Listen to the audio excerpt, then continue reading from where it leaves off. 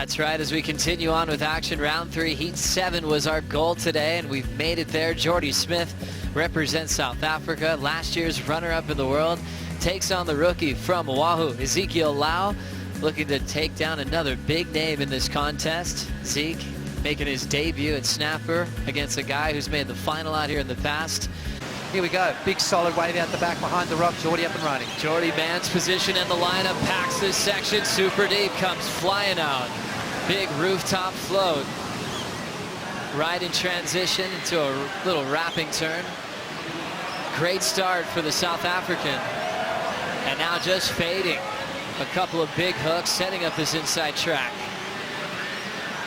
Jordy Smith controlling the start of the heat, sitting deep behind the rock, now jams it on the inside, almost lost his footing, but slams on the brakes and sits in the barrel through the inside corner. Another big forehand hook. Smith's looking for more on the inside, goes for the Superman, stomps it into a reverse to combo up the inside corner. Wow. What an entertaining wave to watch right there. What didn't he do on the wave? That's what you got to ask yourself. After Jordy finished that inside corner, this is what Zeke did up the point here. Wow, Zeke Lau flying through that section there, just clamping a little bit. That wave not staying wide open, unfortunately, for Zeke Lau. And this is Jordy Smith, double grab, sliders into that one, comes out beautifully. Little transition turn up and over. This is where it kind of goes a little quiet, but Jordy keeps the board moving, sticks with it. He knows this thing's going to give him some bonus section through the inside, trying to capitalize and put a good score on the board, trying to really turn the pressure on the rookie. Now it starts to hit that inside bowl. Jordy Smith, nice little slash, sits on the back foot and just gets a beautiful little barrel. You think he's done yet? No way. Another turn from Jordy Smith, flies down through the inside, little Superman right there, and then finishes with an air reverse. So talk about variety, talk about combination of major maneuvers, speed, power, flow. I mean, like I said before, it's not what did he do on the wave, it's what didn't he do on the wave. Jordy Smith opens with an 8.5. Zeke had a 1.67 for the incomplete barrel. Lau is still out the back, so he holds priority. He's letting Jordy Smith roll on this one, right into the pit. He'll sneak out, he'll end up behind, so now a quick backup score. So Jordy starting off with a healthy barrel out the back, even got barreled on the inside. John's a really good surfer, and I had to, surf to my best of my ability, and I kind of fell on that last wave. I knew I needed a good one, and I kind of seen some sets coming, so I pushed out the back, but just couldn't pull underneath the lip quick enough. But I was pretty happy to get that one good one at the start, and I would have liked to have got like 2 good ones, but that happens. You know what, though? You're making a name for yourself. We're loving the surfing. Your future, your competitive future, can you give us some insight? This year I'm going to be doing the whole qualifying series, and by the end of this year, hopefully be on tour for next year. And if not, keep going until I am. Love it. I would love to see 3 rights on the tour, and it can happen. Mikey Wright, great job out there. Thank you. Well, so he's fired up. Zeke Lau, let's have a look and see what he's got. Up and over that foam ball, comes out, very tricky barrel, and then into that beautiful wrapping turn. Nice, clean rail work from Zeke Lau. Unfortunately, that was kind of all she wrote on this wave. It sort of really didn't connect on that inside. And Zeke Lau, well, a 1.67 on his first wave, trying to get something on the scoreboard and try and match that 8.50 from Jordy Smith. Good start to the wave, Joe, but as I said, you need that little inside section just to capitalize on the score. I'm with you, Potts. So you can tell he's in form. He's fired up. Just the inside corner didn't give him much. Still packed that one nice and deep behind Zeke's wave. Jordy got another solid one, Potts. Yeah, Jordy Smith pulling into a frothy barrel, and unfortunately doesn't come out of that one. So a lot of white water from the wave before. Unfortunately didn't back it up. So you're only as good as your backup, and it's super important. Here goes Zeke now. Zeke Lau representing Hawaii on tour. Searing top turn carve to kick this one off. Frames that next one right in the pocket. Fades on the open face for a solid rebound. Another wrapping turn as Jordy gets started out the back. All doing filler moves as they're both hoping for a solid inside track. Pulling in is Zeke Lau. Sitting on the foam ball, looks like Zeke goes down.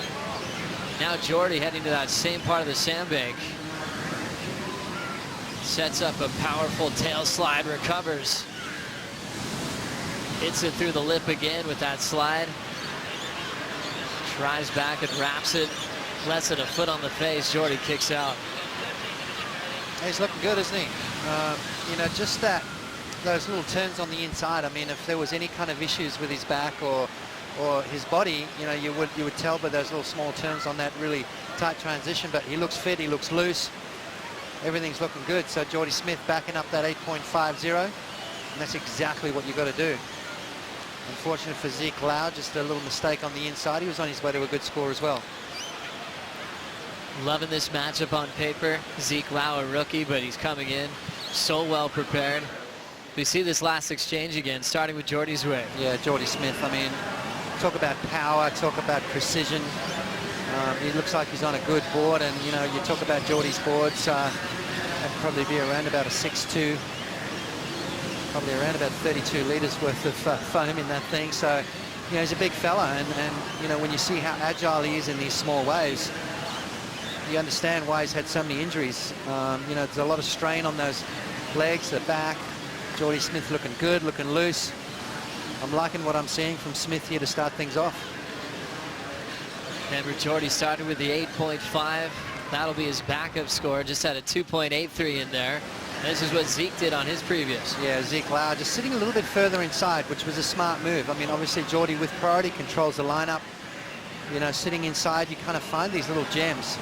Kind of a weird wobble on this wave, but didn't really bother Zeke that much. And just started tagging it all the way through. He's really on his way to a good score here. And then pulls into the barrel. Unfortunately, just catches that outside rail and goes down. So he could have capitalized on that with a nice little tube on the inside. 5.50 for his troubles. Still waiting for Jordy's score to lock in. Still waiting for Jordy's score to lock in. See those tight little barrels on the inside. Doesn't give you a whole long time to adjust as we look at Zeke Lau pulling in straight on the takeoff, standing straight up, and now he's trying to drive for the exit. The Hawaiian comes flying out. Wow. Sets the rail and celebrates one of the best barrels of the contest. Now the rookie is just fired up on adrenaline, making an impossible section. And now he's just going to try to let off all that energy into the inside. Belts it on the lip, setting up yet another barrel. The rookie from Hawaii stands up and turning in a gigantic number. And a huge answer to Jordy Smith with 10:30 to go. All right, I've seen enough. Okay, can I just like pack up and go home now? I think I've been tortured enough today. And that was just the cherry on the top right there for me. Unbelievable for the rookie. Last wave for Smith, a 6.93, had the lead, had the momentum. Felt like he had the energy on his side, and Zeke Lau just pulled into an absolute cavern and came flying out. Sometimes our sport can be quite cruel, can't it, Joe? I mean, Jordy's done everything right so far, and look at that score dropping for Zeke Lau. Let's have a look. Stalls into this barrel, standing tall. He's a big fella driving through that section, going, and comes out untouched. Zeke Lau straight into a big wrapping cutback. Wow, he could have kicked out right there, and I think he still would have got the 10-point ride. Unbelievable stuff from Zeke Lau. I mean, that's what you want. That's why we surf, Joe. That's why these guys have chosen this as a profession, because of moments like that. Have a look at this from the water. Standing tall, driving through that section. Bonus section again, trims nice and high, comes out untouched. Points at the sky and says, thank you very much for coming. You can hear the island of Oahu erupting right now for Zeke Lau. Look at that thing. It is below sea level, driving through that section. And I'll tell you what, Sabarox has just produced some incredible moments today. 2 10-point rides, both done in different ways. Zeke Lau has got to be feeling over the moon right now, dropping a 10-point ride. One judge dropped a 9.8. Come on, mate. That was a 10. 10 points. As a rookie making your debut at Snapper Rocks, battling against Jordy Smith. Didn't have the lead, and now he's way out in front. 88 world champ Barton Lynch also on hand. What an unbelievable ride for the rookie from Hawaii, B.O. He needs a bomb, an 8.51. Here we go, Joe. Jordy Smith locking in on the takeoff, sets himself up nice and deep. He's going to come flying out. Sets the rail for a big roundhouse cutback. Already celebrating through some turns. So the fight back continues. Mother Nature giving Jordy another shot to turn this heat. He's filling in the downtime well. Now he's forced to try to hop into the inside corner. Nothing left. Ooh. Smith looks to the panel and he's asking for the score. An 8.51 gives him the lead here. Ooh, that's... Well, I tell you what, it was a beautiful barrel, wasn't it? Was it as good as Zeke's barrel? Maybe not quite. No inside section on it, so it's going to be a tight call, Joe. Zeke got a wave behind. He's going to have to see what happens with that. Trying to replace a 7, and if he does, then that's going to push that 8.5 out. So let's have a look. I mean, it was an incredible wave from Jordy Smith. Zeke Lau right behind him, though, Joe. Pulls in, and does he come out? Does he come out? No, he doesn't. So a little bit of a mistake right there from Zeke Lau. Let's have a look at Jordy Smith. Slides into it. Driving through, disappeared, gone, and comes flying out. Straight into that beautiful wraparound cutback, bangs it off the Y water. So nice tube to cut back. Let's have a look at the water. Jordy Smith, look how dark it is in there. And he comes flying out the end of it. So Richie Porter said they want those big, gnarly, deep barrels to get the scores. What happened with Zeke? Kind of just drifted a little bit too far down and got clipped by the lip. So it's all going to come down to the merit of this tube right here.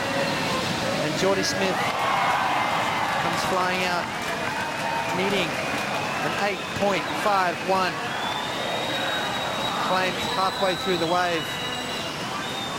Not a big fan of that. Sometimes these guys come flying out of the barrel in the heat of the action.